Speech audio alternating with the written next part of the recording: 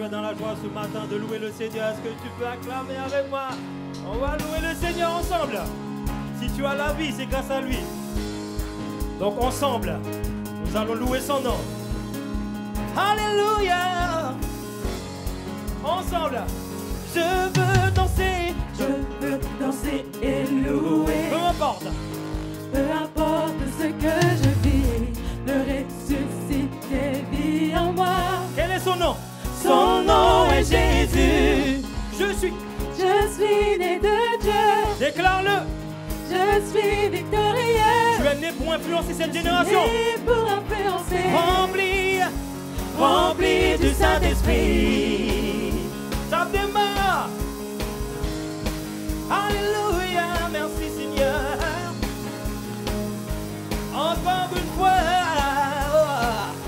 je veux danser et louer. Peu importe ce que je vis, le ressuscité vit en moi. Son nom est Jésus. Je suis né de Dieu. Je suis victorieux. Déclare. Je suis né pour influencer. Rempli du Saint-Esprit. Hey. Oh, oh, oh, oh, oh, oh. Tout a forgé contre moi est nul et sans effet. Le ressuscité. Déclarons son nom. Son nom est Jésus. Je suis né de Dieu. Alléluia. Je suis victorieux. Je suis né pour influencer. Rempli de Saint-Esprit. Je louerai son nom. Je louerai son nom. Je louerai son nom. Je suis un conquérant. Je louerai son nom ce matin. Je louerai son nom. Je louerai son nom. Je suis un conquérant. Oh, oh, oh. Oh, oh, oh, oh. Tout a forgé contre moi. Est nul et sans effet. Le ressuscité vit en moi. J'aime Jésus. Son nom est Jésus. Je suis né de Dieu. Je suis victorieux. Je suis né pour influencer. Rempli de Saint-Esprit. Je louerai son nom. Je louerai son nom. Je louerai son nom. Ce matin, je suis un conquérant. Je louerai son nom. Je louerai son nom. Je louerai son nom. Je suis un conquérant. Je suis un conquérant. Je suis un conquérant. Je suis un conquérant. Je suis un conquérant. Je suis un conquérant. Je suis un conquérant. Je suis un conquérant. Je suis un conquérant. Je suis plus que vainqueur. Je suis plus que vainqueur. Je suis plus que vainqueur. Je suis plus que vainqueur. Je suis plus que vainqueur. Je suis plus que vainqueur. Je suis plus que vainqueur. Je suis plus que vainqueur. Je louerai. Oh, oh. Je louerai. Oh, oh. Je louerai. Je suis un conquérant. Je suis un conquérant. Je louerai. Oh, oh. Je louerai. Merci Seigneur. Je louerai. Je suis un conquérant.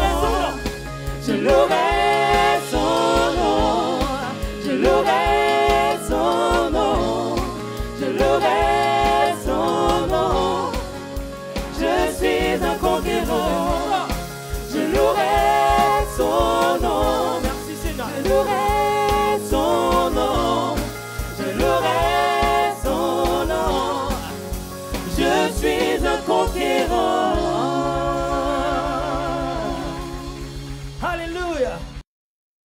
Seigneur, ce matin, nous voulons recevoir ta parole et nous prions que vraiment ton esprit conduise ton serviteur pour que nous puissions être à l'écoute de ce que tu as à nous dire ce matin. Et nous savons, Seigneur, que nous allons apprendre. Nous savons que nous allons être nourris. Nous savons que nous allons être édifiés. Alléluia. Nous bénissons ta parole dès maintenant, Seigneur. Et te disons merci de tout notre cœur. Amen. Dans cet esprit, prenons place et recevons le serviteur de Dieu qui, ce matin, nous honore aussi de sa présence et qui va nous partager une méditation ce matin pour notre édification. C'est lui-même qui dirigera tout à l'heure la cérémonie de reconnaissance au ministère pastoral de notre frère Alain. Mais dès maintenant, je lui donne la parole. Il s'agit du pasteur Daniel Thévenet, un ami et pasteur à Villeurbanne, une église que nous avons connue dans le passé et que l'Église a gardée aussi en mémoire. Et nous sommes au bénéfice maintenant du ministère de notre frère Daniel. Il est non seulement pasteur, mais un bon théologien. Et nous allons être au bénéfice, oui, mais être aussi... parce que quand on entend un théologien, il faut faire de la gymnastique cérébrale aussi. Parce qu'il faut comprendre ce qu'il est en train de nous dire entre les lignes et il nous bouscule un petit peu. Alors, ce matin, laissons-nous bousculer si l'on a besoin et faisons de l'exercice pour mieux grandir. Il faut de l'exercice pour mieux grandir. Amen. Daniel, je suis très honoré que tu sois là et puis l'Église est contente de te recevoir. Voilà, c'est vraiment un plaisir d'être avec vous et de partager ces moments, de partager du temps avec votre pasteur Samuel et puis vous tous. Vous avez le bonjour de l'Église de Villeurbanne, mais aussi de toute l'Union des Églises évangéliques de Réveil de France que je représente. Voilà, Alain, tu es prêt? Tu as encore un petit moment. Hein? Je crois que tu m'as donné 2 heures, je crois. Hein? Bon. Non, vous inquiétez pas, ne vous affolez pas. Et vous avez bien sûr le bonjour de mon épouse, Brigitte. Nous allons réfléchir un petit peu sur un personnage que j'aime beaucoup, sur lequel vous avez entendu beaucoup parler étant enfant, et puis dont Walt Disney d'ailleurs s'est inspiré pour Pinocchio. C'est ce personnage de Jonas. Alors déjà, vous dites « Ah, je connais Jonas ». Tout le monde connaît. Alors je vous demande, oui, de bien faire attention et de réfléchir. Qu'est-ce que nous allons pouvoir tirer de ce petit livre de 4 petits chapitres concernant notre vie d'aujourd'hui et puis aussi concernant, bien sûr, le ministère d'Alain et de son épouse.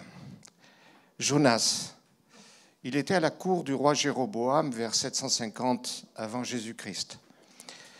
Il est étonnant. Certains l'identifient avec l'épisode du prophète dans 1 Roi 17. Vous connaissez aussi cet épisode de la veuve de Sarepta. Et donc, ce fils de cette veuve qui a vécu une mort et qui est revenu à la vie, eh bien, ce serait le personnage de Jonas. Moi, Jonas, le livre, vous pouvez le lire de différentes manières. Beaucoup de croyants le lisent d'un point de vue littéraliste. Voilà. Il y a un autre point de vue, c'est celui d'une lecture, on va dire, typologique. C'est un petit peu l'interprétation qu'en fait Jésus quand il compare sa descente au tombeau et sa résurrection à l'épisode de Jonas dans le poisson, dans le gros cétacé.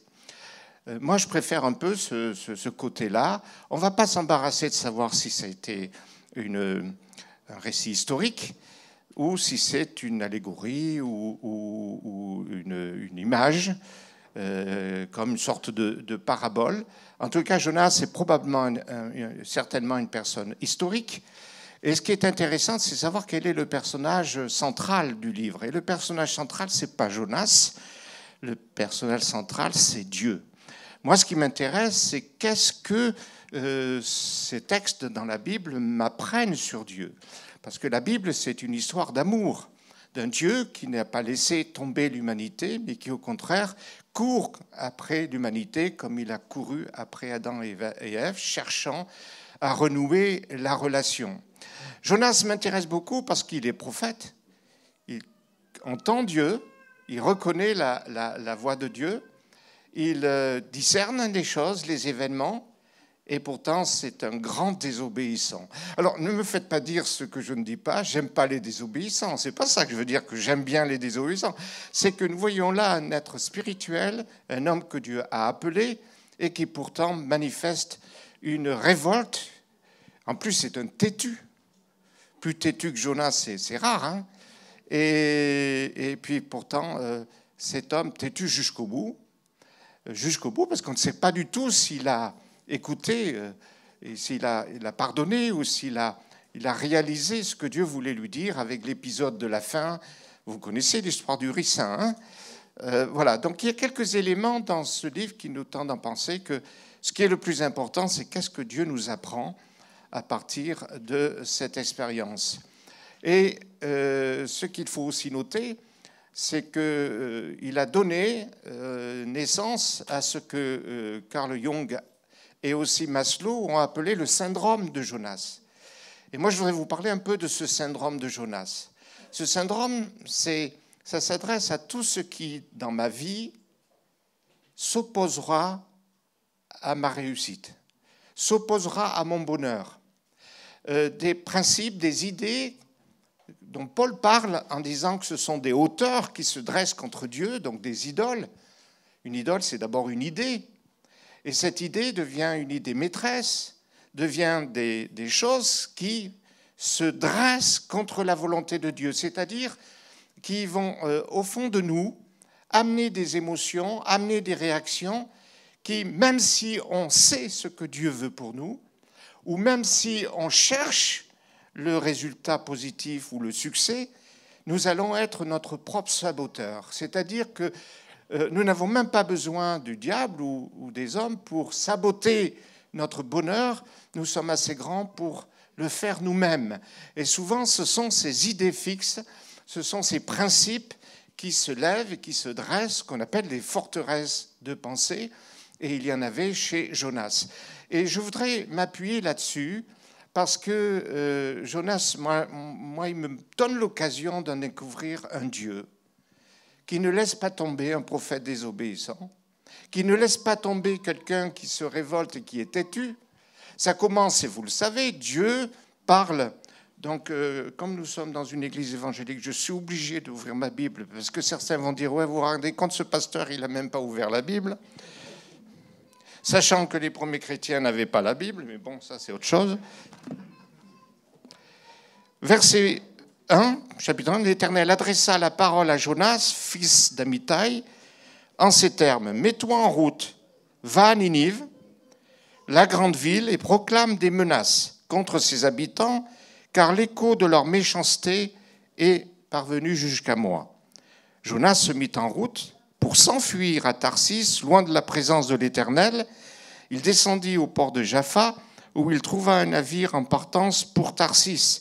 Il paya le prix de la traversée et descendit dans le bateau pour aller avec l'équipage à Tarsis, loin de la présence de l'Éternel.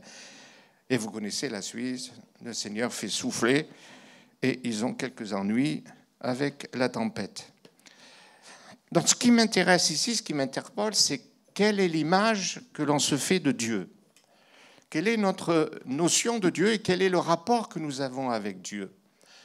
Depuis longtemps, avec mon épouse, quand nous sommes en relation, en entretien, j'ai l'habitude de poser cette question, quand tu pries, où est Dieu? Réfléchis à ça, c'est simple, quand tu pries, où est Dieu? Il est loin? Il est loin de toi? Quelle image tu te fais de Dieu? quel est le Dieu que tu pries.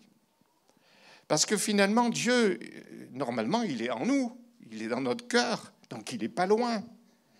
Mais vous pouvez très bien se dire, oh ben Dieu est fâché avec moi, ou Dieu m'en veut, ou Dieu boude. Voilà, j'ai connu quelqu'un comme ça, hein, dans une des églises où j'étais pasteur. Il y avait une grand-mère qui connaissait Dieu depuis 60 ans. Ça va bientôt m'arriver. Plus de 50 ans d'ailleurs, bon, je suis encore jeune, mais bon. Cette personne était, un jour, elle vient plus à l'église, ni rien. Donc je vais la voir. Je lui dis, mais qu'est-ce qui se passe? Il m'a dit, c'est simple. Le Seigneur ne me répond pas. Donc je ne prie plus, je ne donne plus ma dîme, je ne chante plus, je n'ouvre plus ma Bible. En fait, elle faisait la grève. Elle faisait la grève, pensant faire une pression sur Dieu, réalisant que ce n'est pas parce qu'elle prie, qu'elle jeûne, qu'elle donne sa dîme, que Dieu va l'aimer plus ou moins. Dieu nous a aimés avant la fondation du monde. Mais il n'y a pas cette solidité. Jonas sait que Dieu est bon. Mais voilà que Dieu lui dit un ordre. Lève-toi, et puis pars à Ninive. Et lui, il se lève, il part à l'est. Quand tu pars à l'est dans la Bible, c'est la même chose que c'est symbolique. Adam et Ève sont partis aussi à l'est, c'est-à-dire fuir loin de Dieu. Fuir loin de la présence de Dieu. Il fuit la présence de Dieu. Votre pasteur et votre chef de la louange, là, le conducteur, on dit le leader, il nous a dit, nous allons accueillir et nous voulons vivre la présence de Dieu. Voilà un prophète qui fuit Dieu. Qui fuit Dieu. Et il trouve un bateau qui part vers Tarsis. Il s'est dit, moi je vais à Tarsis, c'est probablement entre Gibraltar et le pays de Samuel. Il dit, je vais aller voir Samuel là-bas. Il a envie de soleil, il a envie de... En fait, il part en croisière. Dieu lui dit d'aller à Ninive. Hop, lui, il part en vacances. Il veut se la couler douce là-bas au sud de l'Espagne et manger des tapas. C'est plutôt... Il y a des Espagnols ici? Non. Et il paye son trajet. Il y a là un navire avec des cargaisons, du commerce. Et voilà, dès qu'il est dans le bateau, comme ce n'était pas un cargo mixte et qu'il n'y avait pas de première ou deuxième ou troisième classe, il va au fond de la cale, il trouve un endroit, et la première chose qu'il fait, c'est il dort. En fait, c'est une fuite totale. Quand il veut dormir dans un bateau, il faut savoir... C'est pas facile hein, de dormir dans un bateau. Moi, j'ai pris un jour, 15 jours, un bateau, c'était en 1964. Je vous dis que j'ai passé les 3 premiers jours à... Vous comprenez? Parce qu'on était en 3e classe. 3e classe, c'est que, vous voyez, vous êtes... Les premières sont au milieu, là où ça ne balance pas. Mais les 3e classes, des fois, quand il y avait... ça a bougé, j'étais soulevé sur le lit, vous voyez. Bon. Et 3 jours après, parce qu'il faut quelques jours pour ça, je me suis fait copain du capitaine. Et je me rappelle qu'il m'avait fait le plaisir de tenir la barre pour entrer dans la baie de Douala, hein, quand vous avez 12 ans. Hein. Et puis, surtout, le chef pâtissier. Voilà, bon, bref. Et donc, il dort, il fuit totalement, il veut tout oublier. Et vous vous rappelez, donc, Dieu fait souffler. Et puis, il y a cette tempête. Et moi, j'admire ces païens, ces matelots, ils sont très, très, très, très religieux. Ils s'adressent d'abord à leur divinité, ils n'ont pas de réponse. Et donc, ils tirent au sort. Et puis, le sort tombe sur Jonas. Et ils vont le chercher. Et où il est, ce Jonas? Ah, ben, ils vont le réveiller. Comment dirais-je? C'est le contraire de Jésus dans la barque, hein, où ce sont les disciples qui réveillent Jésus. Mais là, c'est autre chose. Et Jonas se fait interpeller par les païens. Il lui dit, mais pourquoi tu ne pries pas? Qu'est-ce que tu fais? Ça serait bien qu'un jour la société dise aux chrétiens, nous avons besoin que vous priez. Hein. Et donc, non, il est conscient. Et il dit, c'est à cause de moi, en fait, qu'il y a cette tempête. Et là, j'admire ces païens parce que ils vont tout faire, ramer tout pour ramener le bateau, pour éviter de jeter Jonas. Et comme il n'y arrive pas, eh bien, Jonas, lui, veut se suicider. Vous voyez, ses idées maîtresses font qu'il est prêt à mourir pour désobéir à Dieu, tout en sachant que Dieu est un bon Dieu. Et dans le ventre de ce gros cétacé, il va écrire, c'est un des merveilleux psaumes, dans lequel il va célébrer un Dieu qui délivre, etc. Vous voyez, c'est un peu le dilemme qu'il y a chez nous chrétiens, où nous avons une confession de foi, nous sommes capables de louer Dieu, là, de sauter, de danser, de déclarer tout notre amour avec le Seigneur et vivre une vie, voilà, un peu de désobéissance, un peu de révolte. Mais Jonas est clair, il est clair avec lui-même. Non, et je préfère mourir. Et donc, de désespoir, les païens jettent Jonas à la mer, et aussitôt, voilà, si vous avez un chrétien désobéissant, prenez-le avec vous dans les croisières, parce que s'il y a une tempête, vous allez le remettre. Non, je rigole. Hein. Et la mer stoppe immédiatement. Et ils se tournent tous vers Dieu. Et ils louent Dieu, ils offrent des sacrifices à Dieu. Ils se convertissent. Jonas, c'est le seul évangéliste qui est furieux devant les résultats positifs de ses croisades. Furieux. Vous vous rendez compte, il va aller à Nénive contre son gré. Et le texte nous dit que tout Ninive se repent et se donne à Dieu. Purée, mais aujourd'hui, tout Internet le dirait partout. On verrait la photo de Jonas partout. Hein. Lui, non. Parce que même quand Ninive se convertit, il est furieux et il reproche à Dieu sa miséricorde. Alors, revenons un peu au texte, parce que le texte est assez intéressant. Il nous parle de la peur. Nos peurs. Le syndrome de Jonas, c'est quoi? Maslow parle de la peur de notre grandeur. Jung dit le séjour dans le baleine, c'est le désir de revenir dans le sein de la maman. Et Maslow dit non, c'est la peur qui nous fait paniquer, qui nous empêche. Alors, la peur, elle est saine, elle est bonne. Mais quand la peur prend le dessus sur nous, elle n'est pas bonne. Je vais vous montrer une première photo, je ne sais pas si elle apparaît. Est-ce qu'il y a des Burkinabés au milieu de nous? Il n'y a que des Congolais, je suppose. Non. Est-ce qu'il y a un Tchadien? Parce que moi, je suis Tchadien de cœur. Hein. Et même de la tribu des Boum. Bon, bref. Regardez, vous voyez, est-ce que vous aimez cet animal?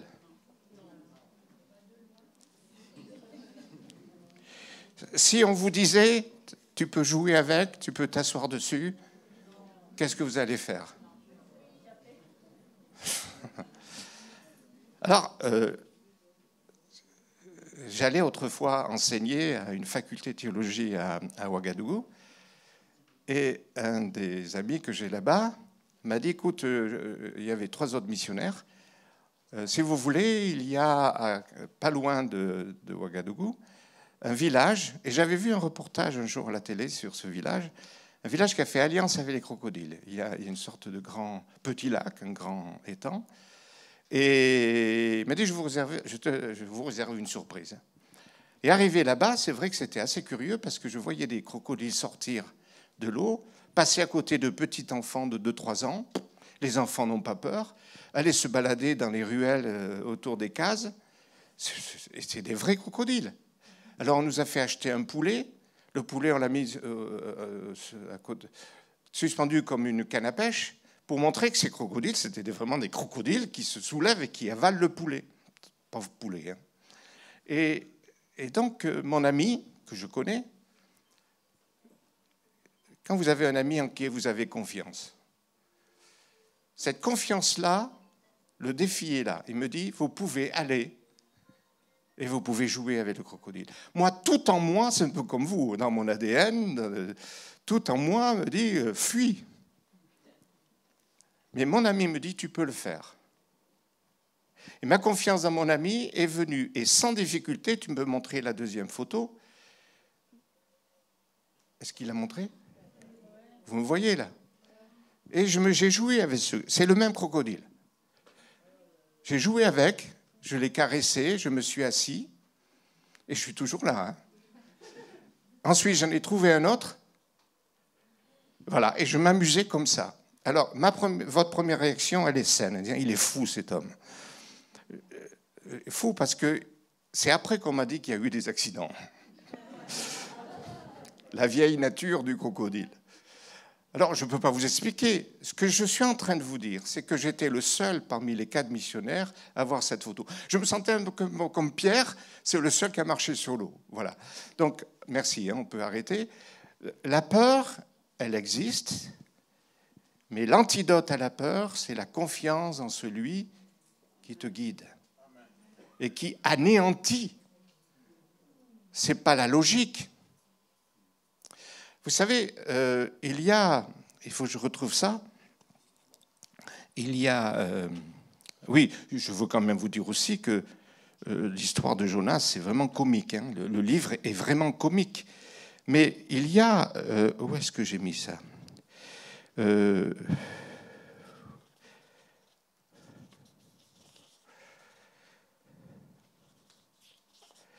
vais vous dire ça. Bon, tant pis, je vais le faire de mémoire. Vous avez des textes juifs, je crois que c'est dans... C'est pas le Talmud, c'est un autre texte, je vous le rappellerai tout à l'heure, qui dit que quand Dieu a parlé à Jonas, Jonas rentra en lui-même, il réfléchit et il laissa parler son cœur. Et son cœur lui a dit « Fuis ». Et il y a une phrase du Talmud qui dit « Quand l'homme réfléchit, Dieu y rit ».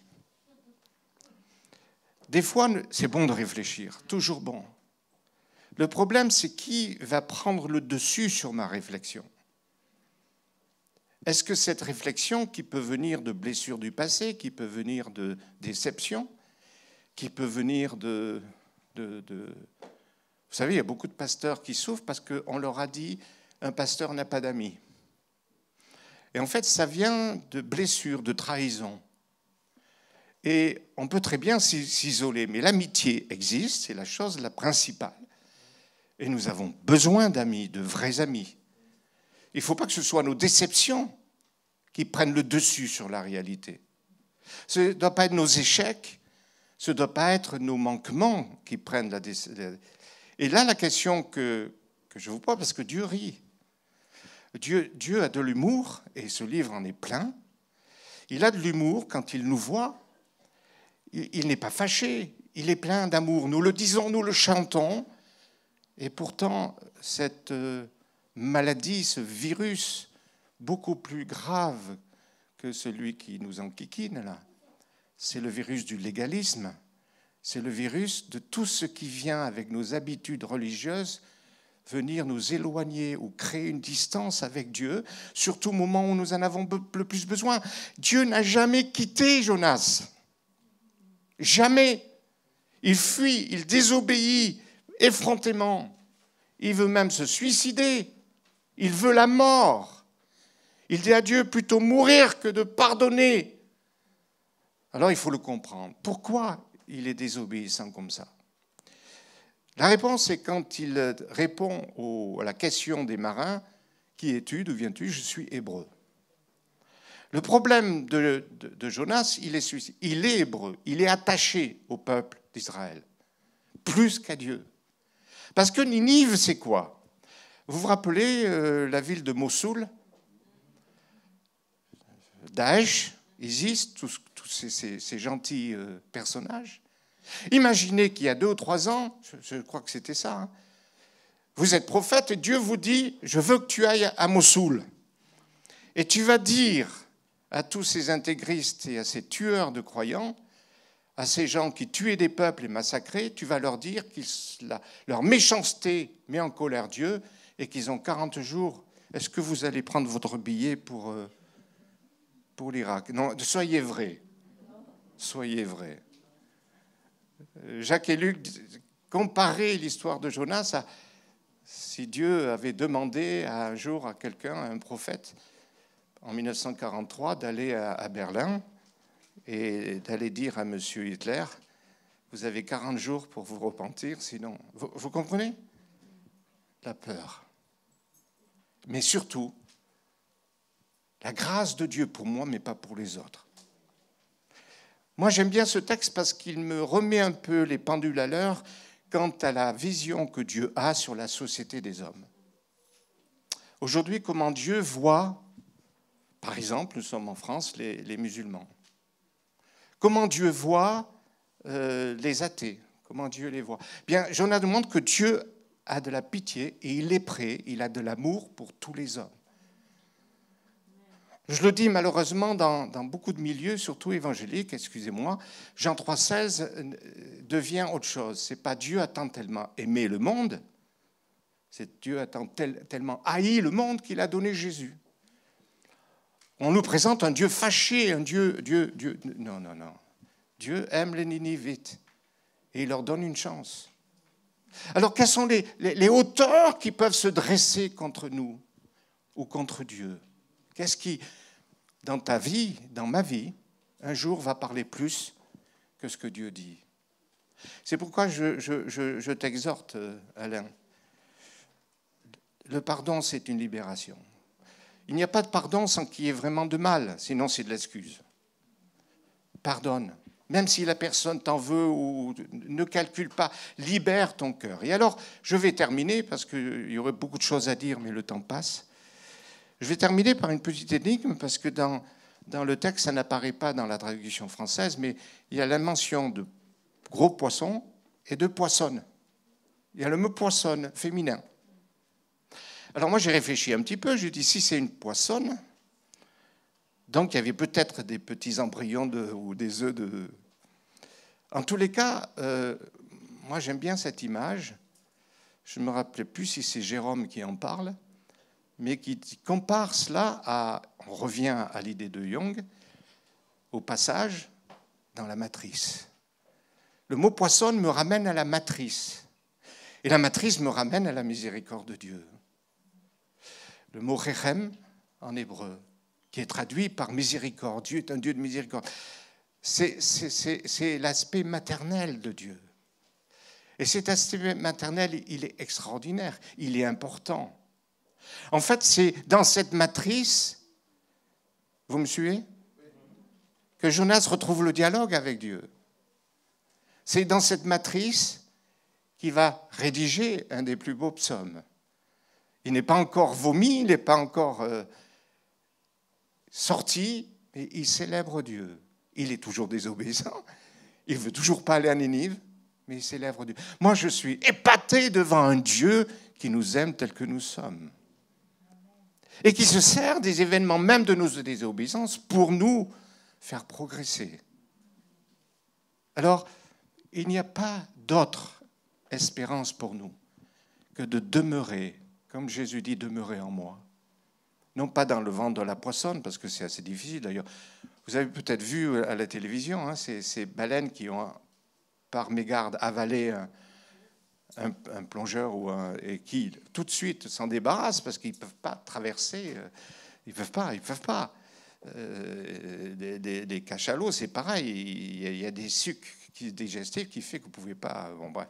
Donc nous avons là un message. Ce message, c'est que nous n'avons pas d'autre espoir que de rester, de demeurer dans la matrice de Dieu, de venir se réfugier vers Dieu. Et Dieu va toujours l'accompagner, va le conseiller. Quand il crie à Dieu, alors il est sorti de ce poisson qui le vomit. Hein. Et puis Dieu lui dit, et là il devient obéissant. Et là il part à Ninive. 1000 kilomètres quand même, 1 mois de marche. Le TGV n'existait pas, ni l'hélicoptère. Et au bout d'un mois, il avait dû réfléchir, penser. Il y a quelqu'un, je ne me rappelle plus le chiffre, mais quelqu'un qui s'était amusé à calculer le nombre de kilomètres que l'apôtre Paul a traversé à pied. Je ne me rappelle plus si c'est 15 ou 17 000 kilomètres. Donc il avait le temps de réfléchir et de prier, etc., mais aussi d'être exposé à tellement de brigands, etc. Et quand il arrive à Ninive, il est furieux. Il dit, voilà, il est content de dire, vous allez être anéantis dans 40 jours. Et le peuple le prend au sérieux, il se repente. Nous avons là l'image du jugement, mais qui est cassée par la repentance. Et quand il part de Ninive, autour de Ninive, furieux, il se met en colère. Il est irrité, comme Caïn était irrité. Et Dieu lui pose la même question, pourquoi tu t'irrites? Qu'est-ce qui t'irrite? Les gens qui t'ont fait du mal, parce que Ninive, c'était comme l'Isis. Il persécutait Israël. Il brûlait les champs. Il ne voulait plus que rien ne repousse après. Il voulait détruire ce peuple d'Israël et ce pays. Et donc, quelque part, une des forteresses était la forteresse de la nationalité. Moi, je peux vous dire, je suis opposé aux églises ethniques. Je suis pour que les églises soient multi-ethniques. Il ne faut pas que notre identité personnelle, humaine, prenne le dessus sur notre identité spirituelle. Il faut que nos églises deviennent de plus en plus ouvertes. On peut être aussi nationaliste quand on est enfermé dans sa propre religion chrétienne. Et gloire à Dieu aujourd'hui, et je salue la présence d'Anne-Marie Petitjean, c'est important pour nous de réaliser que la famille, l'épouse du Seigneur, elle est tellement variée, elle est tellement belle. Quand on ne juge pas et quand on ne veut pas imposer aux autres ses propres règles, ses propres compréhensions. Moi, je suis tellement amoureux du Seigneur que je suis intéressé de savoir ce que les autres chrétiens ont compris de Jésus que je n'ai pas compris. Et surtout de ne pas juger. Alors aujourd'hui, quelle est la hauteur? Je vous demande de fermer vos yeux et de dire, d'être vrai comme Jonas a été vrai. Seigneur, qu'est-ce qui vient se dresser lorsque tu me demandes de pardonner? Est-ce que ce sont mes blessures? Est-ce que c'est mon amertume? Qu'est-ce qui vient se dresser contre ta volonté? Tu m'as dit quelque chose, tu m'as dit d'être fidèle, mais voilà, il y a des événements, il y a des circonstances, il y a des choses qui se dressent contre cela. Alors Saint-Esprit, je te demande de m'aider à abattre cette forteresse, pour que je t'adore vraiment, pour que tout plie le genou devant toi. Et je te remercie de tout mon cœur, parce que tu m'aimes aujourd'hui, quoi que je dise, quoi que je fasse. Et même si je suis sur un mauvais chemin, tu m'aimes assez pour préparer un chemin de bénédiction et de victoire. Amen. Que le Seigneur vous bénisse.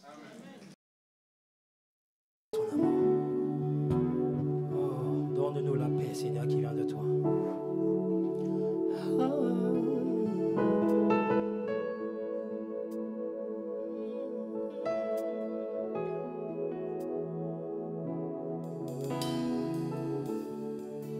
Oh, quelle paix dans ce moment, dans le calme de ta présence, quand le bruit faiblit, tu parles à mon âme, tu as toute mon attention, fais-moi entendre ta voix, je ne veux rien manquer. Seigneur, mon cœur désire plus de toi, mon cœur recherche ta face, alors je cède à toi. Tout en moi est ému par ton amour, captivé par qui tu es. Conduis-moi à te connaître plus encore. Je veux m'approcher de toi, laisser mes peurs derrière moi. Seigneur, viens toucher ma vie à nouveau. Oh, oh, oh, oh.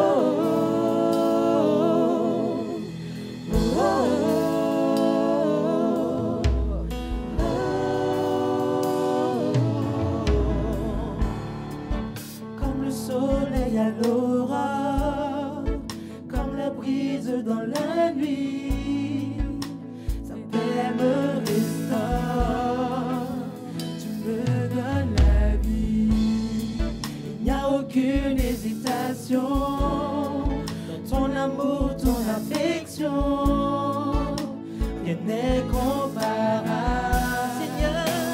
Seigneur, mon cœur désire plus de toi. Mon cœur cherche ta face alors. Je cède à toi. Tout en moi est ému par ton amour, captivé par qui tu es. Conduis-moi à te connaître plus encore. Je veux m'approcher de toi, laisser mes peurs derrière moi. Seigneur, viens toucher ma vie à nouveau. Oh, oh, oh, oh, oh.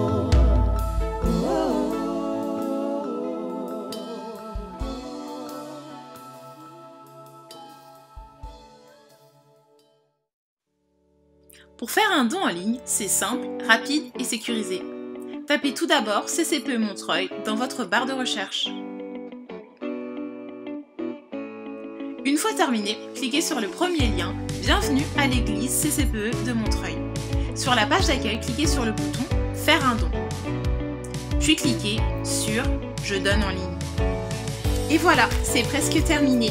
Vous êtes sur la page de paiement en ligne sécurisée de l'église. Remplissez les champs obligatoires et n'oubliez pas de cliquer sur Valider.